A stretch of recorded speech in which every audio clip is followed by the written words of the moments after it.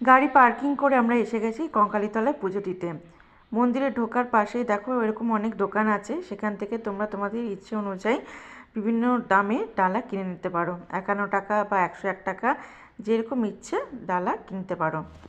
এই কঙ্কালীতলা হলো বীরভূমের 51 সতীপীঠের মধ্যে একটা অন্যতম, যেখানে দেবী সতীর কোমর বা কঙ্কাল পড়েছিল বলে বিশ্বাস করা হয়।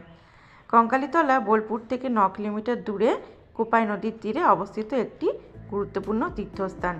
আর আমরা দেখো ডালা কিনেও নিয়েছি, এবার মন্দিরের মধ্যে ঢুকে পড়েছি। ঢুকেই দেখি বিশাল লাইন, আমরাও দাঁড়িয়ে পড়লাম সেই লাইনের মধ্যে। তারপরে 1 ঘন্টা লাইনে দাঁড়িয়ে থাকার পর আমরা পুজো দিতে পেরেছি।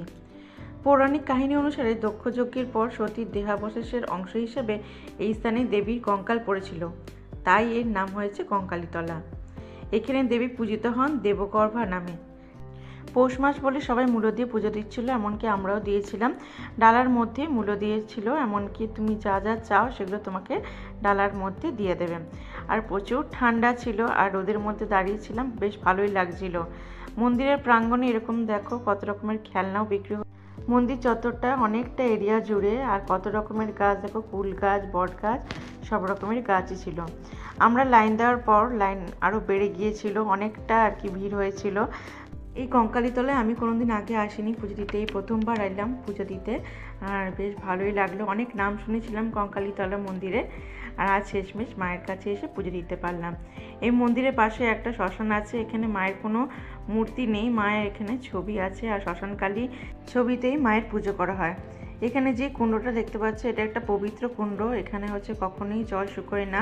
বীরভূমে যখন প্রচুর গরম পড়ে সব পুকুরের জল শুকিয়ে যায়, কিন্তু এই জল কখনোই শুকোয় না।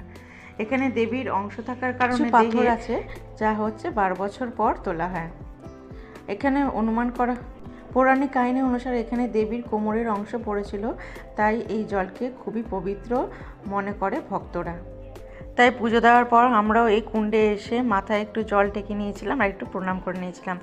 আর এখানেও দেখো শান্তিনিকেতনের ঐতিহ্য আদিবাসী নাচ হচ্ছিল, আর বেশ সুন্দর লাগছিল। আর বিভিন্ন শান্তিনিকেতনের জিনিসও বিক্রি হচ্ছিল। শান্তিনিকেতনে এই জিনিসগুলো বেশ ভালোই লাগে, বিশেষ করে শান্তিনিকেতনের ব্যাগ আর রবি ঠাকুরের ছবি সমেত লেখা গান কবিতা, এটা ভীষণই ভালো লাগে আমার। আমাদের পুজো দেওয়া হয়েও গেছে, এবার আমরা বেরিয়েও পড়েছি।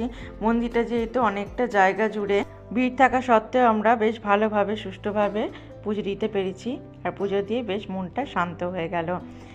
পুজো দেওয়ার পর সবাই ব্রেকফাস্ট করে নিয়েছিল, কিন্তু আমি আর মা কিছুই খাইনি, খেয়েছিলাম শুধু চা আর বিস্কিট, কারণ আর একটা জায়গায় পুজো দেবো বলে।